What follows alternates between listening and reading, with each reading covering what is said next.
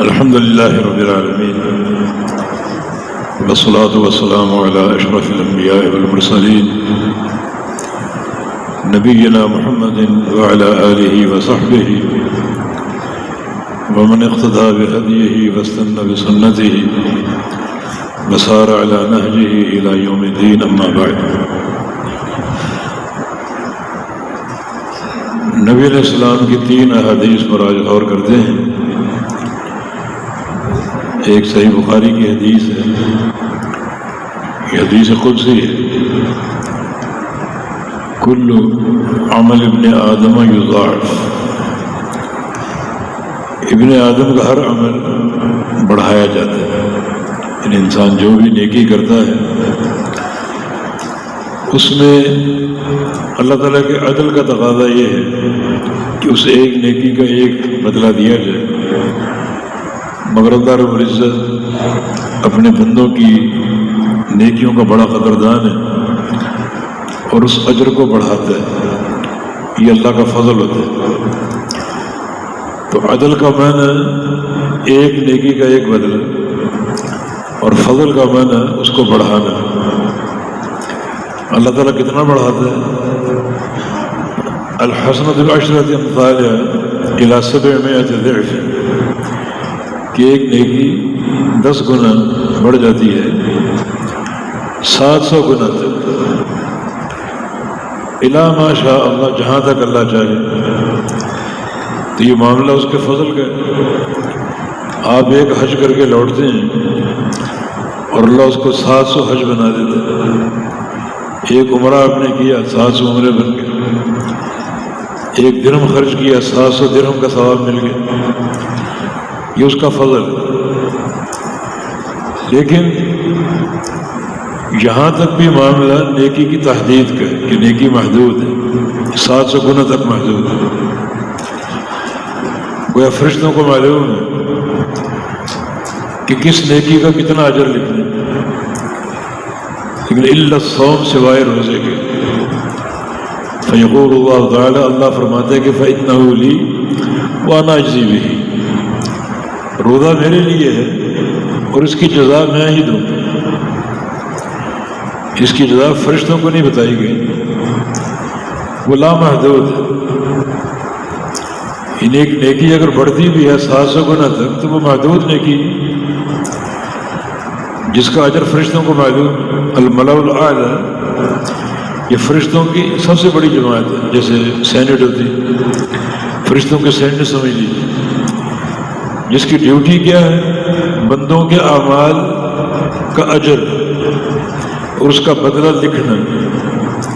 نماز کا کیا ثواب ہے، حج کا کیا ثواب ہے، عمرے کا کیا ثواب ہے، جہاد کا کیا ثواب ہے، ملائکہ کو سب معلوم ہے اور وہ لکھتے ہیں۔ رمضان آتا ہے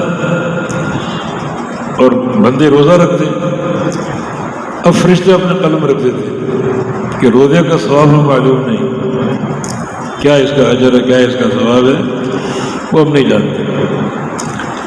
اور اللہ فرماتا ہے کہ آپ جانتے بھی نہیں، لکھ بھی نہیں سکتے۔ فإنہ لی، وہ میرے لیے ہے، وأنا أجزی بہ، اس کی جزا میں ہی دوں، تم نہیں دے سکتے، اس کی جزا میں ہی دوں۔ سوچنا یہ ہے کہ اللہ تعالیٰ کے لیے ہونے کا کیا معنی ہے۔ معنی واضح ہے کہ روزے کے عمل میں کوئی ریاکاری نہیں ہے۔ انسان کی بھوک یا پیاس کا معاملہ اس کے اندر، بھوک کی کیفیت کیا ہے، پیاس کی کیفیت کیا، کوئی نہیں جانتا جب تک بتائے نہیں۔ اپنے اندر اس کو چھپا کے رکھے۔ رات اگر سحری نہیں کر سکا تو ڈنڈورا پیٹنے کی ضرورت نہیں، یا فاپٹا کو کوسنے کی ضرورت نہیں ہے۔ آخر صبر بھی کوئی چیز، الصوم نصف الصبر، اس کو آدھا صبر کہا گیا۔ کیوں؟ صبر کرو بھی نا۔ اور کچھ لوگ جناب ڈنڈورا پیٹتے ہیں، آج بڑا روزہ لگ رہا ہے، آج بڑی بھوک لگ رہی ہے، رات سحری نہیں کر سکے، یہ ہو گیا اور وہ ہو گیا۔ پرلے درجے کی حماقت ہے۔ وہ جو راستہ ہے بندے اور اللہ کے درمیان، اسے آپ نے فاش کر دیا۔ جو اللہ فرما رہا ہے فإنہ لی، یہ میرے لیے ہے، اس کی جزا میں دوں گا۔ وہ میرے لیے آپ نے توڑ دی دنیا کو بتا کر. نہیں، بھوک اور پیاس کا معاملہ آپ کے اندر ہے، صرف آپ جانتے یا اللہ جانتے. تو اس کو اللہ کا بنا کے رکھو تاکہ یہ صلہ آپ کو مل سکے کہ اس کی جزا میں دوں. ملائکہ بھی نہیں جانتے اس کی جزا کیا ہے. تو کچھ بھی عالم ہو بھوک اور پیاس کا، اسے دبا کر اندر سنبھال کے رکھو. اس کو بتانے کی، ڈھنڈورا پیٹنے کی ضرورت نہیں ہے، ورنہ وہ راز آپ فاش کر دیں گے. دین اسلام میں اس کے اور بھی نظائر موجود ہیں. مثلا اللہ تعالیٰ کا فرمان تتجافى جنوبهم من المضاجع يدعون ربهم خوفا وطمعا. کچھ اللہ کے بندے ایسے ہیں جن کے پہلو رات کو بستروں سے الگ ہو جاتے ہیں، بستر چھوڑ دیتے ہیں. کمرے میں اکیلے ہیں، کمرہ تاریک ہے، تنہائی میں سو رہے ہیں، بستر چھوڑ دیتے ہیں، اللہ تعالیٰ سے راز و نیاز شروع کر دیتے ہیں. کوئی نہیں جانتا کمرے میں کیا ہو رہا ہے، اس تنہائی میں کیا ہو رہا ہے، گھر کے افراد تک نہیں جانتے. یہ معاملہ اس کا بالکل پوشیدہ اور سری اور مخفی، کوئی نہیں جانتا. یہ عمل اللہ کی رضا کے لیے خالص. اس کے اجر کا پھر طریقہ کیا ہے؟ فرمایا کہ فلا تعلم نفس ما اخفی لهم من قرۃ اعین. ان بندوں کو میں نے قیامت کے دن کیا دینا ہے اور ان کی آنکھیں کیسی ٹھنڈی کرنی ہے، یہ کوئی نہیں جانتا، ملائکہ بھی نہیں جانتا. سفیان ابن عیینہ ثوری رحمہ اللہ بہت بڑے محدث، وہ کہتے ہیں کہ اخفوا عملہ فاخفى اللہ جزاءہ. بندوں نے اپنے عمل کو چھپا دیا، حتیٰ کہ گھر والوں کو ظاہر نہیں ہونے دیا، اور اللہ تعالیٰ نے ان کے اجر کو چھپا دیا، کوئی نہیں جانتا. ابو درداء صحابی نبی علیہ السلام کے، وہ فرماتے ہیں کہ اللہ تعالیٰ کے لیے کوئی راز، کوئی مخفی عمل کر لیا کرو اپنی زندگی میں، کوئی ایک نصب العین بنا لو، فلاں کام کرنا اللہ کے لیے، جسے کوئی نہ جانتا. بعض علماء سلف نے 30 40 سال کے روزے رکھے اور ان کی بیوی تک کو معلوم نہیں تھا. یعنی گھر سے جاتے، بیوی کھانا بنا کر ساتھ دے دیتی، باہر نکلتے وہ کھانا کسی کو صدقہ کر دیتے. بیوی سمجھتے کہ دوپہر یہ کھانا کھا لیا ہو، وہ صدقہ کر دیا. یہ مخفی عمل اللہ کے سوا کوئی نہیں جانتا. اگر چاہتے ہو اللہ تعالیٰ کی رضا اور اس کی محبت اور جنت کا داخلہ، تو کوئی عمل اللہ کے لیے خالص کر لو جسے کوئی نہ جانتا، اور یہ چیز اللہ کو خوش کر دیتی. لیکن صحیح بخاری کی حدیث ہے، رسول اللہ صلی اللہ علیہ وسلم کا فرمان ہے من تصدق بتمرۃ من کسب طیب. جو بندہ ایک کھجور صدقہ دیتا ہے، اب کھجور میں ریاکاری نہیں ہوتی.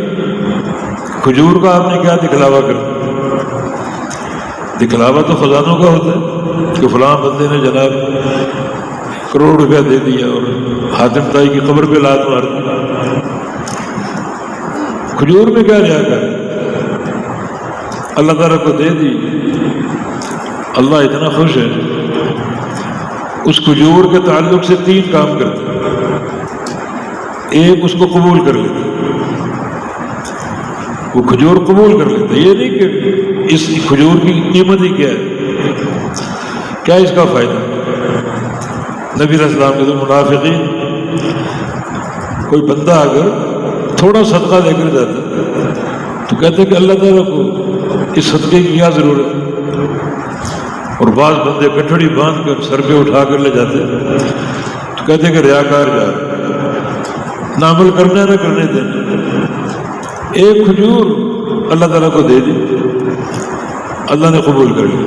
دوسرا کام یاخذھا بیمینہ، اللہ وہ کھجور اپنے دائیں ہاتھ پر رکھ لیتا ہے کہ میرے بندے نے کھجور دی میرے لیے، کوئی ریاکاری نہیں، دکھاوا نہیں، دائیں ہاتھ میں رکھ لیتا ہے اور اس کو بھولتا نہیں۔ یربیھا کما یربی احدکم فلوہ، اس کو پالتا ہے جیسے تم اپنے جانور کے بچے کو پالتے ہو۔ گھوڑے کا بچہ ہے یا اونٹ کا بچہ ہے، اسے پالتے ہو، آہستہ آہستہ بڑھتا ہے، کھجور بھی بڑھتی ہے اور کھجور قیامت تک بڑھے گی، حتی تصیر مثل احد، قیامت کے دن وہ کھجور بندے کے ترازو میں پڑی ہوگی احد پہاڑ کے برابر، ایک کھجور سے۔ اللہ تعالیٰ کی یہ محبت کی ایک علامت اور محبت کی دلیل کہ اخلاص پہ کتنا راضی ہوتا ہے۔ تو صدقے میں ضروری نہیں ہے کہ انسان خزانے خرچ کر دے، وہ بھی مستحسن عمل ہے، ضروری اخلاص ہے۔ مسند احمد کی حدیث ہے، نبی علیہ السلام نے صحابہ کو خبر دی کہ سبق درہم علی مئۃ الف درہم، کل ایک درہم 1,00,000 درہم سے جیت گئے۔ دو بندوں نے صدقہ دیا، ایک شخص نے 1,00,000 درہم دے دی اور ایک نے 1 درہم دیا، 1 درہم والا جیت گیا، سبقت لے گیا، وہ آگے بڑھ گیا۔ صحابہ حیران کہ 1 درہم اور کہاں 1,00,000 درہم، یہ سبقت کیسے لے گیا؟ تو فرمایا کہ جس کے بعد جس نے 1,00,000 درہم دیے وہ کروڑہا درہم کا مالک تھا، اس نے تجوری کھولی اور کچھ نکال کر دے دی، کوئی فرق نہیں پڑا اس کو۔ اور جس نے 1 درہم دیا وہ ٹوٹل 2 درہم کا مالک تھا، تصدق بنصف مالہ، اپنا آدھا مال اس نے دے دیا۔ اتنا اس کو صدقے کا ایک شوق اور جذبہ، ایسی اس کی طلب، آدھا مال اس نے دے دیا۔ تو اللہ تعالیٰ انہیں ظاہر بھی دیکھتا ہے، بظاہر کیا ہے 1 درہم، اور باطن بھی دیکھتا ہے، باطن کیا ہے اس کا شوق، اس کی طلب، اس کی حرص، اس کا اخلاص اور اس کا جذبہ، اور اللہ اس باطن کا قدردان ہے، باطن کا قدردان۔ اس پر اللہ تعالیٰ بڑے بڑے فیصلے فرماتا ہے، اس کے بے شمار نظائر موجود ہیں۔ نبی علیہ السلام نے سابقہ امتوں کی خاتون کا ذکر کیا، وہ فاحشہ اور بد کردار تھی اور اس نے ایک پیاسے کتے کو پانی پلا دیا۔ اللہ تعالیٰ نے اس کے لیے 3 کام کیے، اس کے سارے گناہ معاف کر دیے، جو اس کی فحش اور بد کرداری اللہ نے معاف کر دی، اور آگے کی زندگی اللہ تعالیٰ نے منہج تقویٰ پر قائم کر، اس کو سچی توبہ کی توفیق دے دی، اور تیسرا کام جنت کا داخلہ دے دی۔ اس پر شیخ الاسلام نے تبصرہ کی، ابن تیمیہ رحمہ اللہ، کہ خالی پیاسے کتے کو پانی پلانے کا اتنا اجر، بات ہے کہ دوسری یہاں بنیاد یہ تھی کہ وہ خاتون اکیلی تھی، جب اس نے پیاسے کتے کو پانی پلایا کوئی دیکھنے والا نہیں تھا، مانا اس عمل میں ریاکاری نہیں تھی، یہ اللہ کے لیے خالص تھا، تو اللہ بڑا قدردان، اخلاص کا قدردان، بندے کے دل کو دیکھتے۔ اور یہی اساس اس شخص کی بھی ہے جس نے راہ چلتے ایک جھاڑی ہٹا دی، صحیح مسلم کی حدیث، راستے میں چل رہا تھا، جھاڑی ایک دیکھی کانٹے دار، تو یہ سوچ کر کسی بھائی کو تکلیف نہ ہو، کانٹا نہ چبھ جائے، چلتے چلتے ٹھوکر مار کے ہٹا دی۔ نبی علیہ السلام نے فرمایا کہ رأیت یتقلب فی الجنہ، میں نے اس کو جنت میں لوٹ پوٹ ہوتے ہوئے دیکھا، جنت میں چھلانگے مارے۔ عمل یہ ایک جھاڑی کو ہٹا دے۔ یہاں بھی شیخ الاسلام کو وہی تبصرہ ہے کہ بندہ اکیلا تھا، دیکھنے والا کوئی نہیں تھا، ریاکاری نہیں تھی، اللہ کے لیے خالص تھا، اللہ نے اس کی پذیرائی کی اور قدردانی کی اور اس عمل پر اس کو جنت کا داخلہ عطا فرما دیا۔ اب سوچو الصوم لی، روزہ میرے لیے، کتنا کارآمد یہ اخلاص ہے، اللہ کے لیے روزہ رکھ، ایک اور حدیث میں ارشاد ہے من صام للہ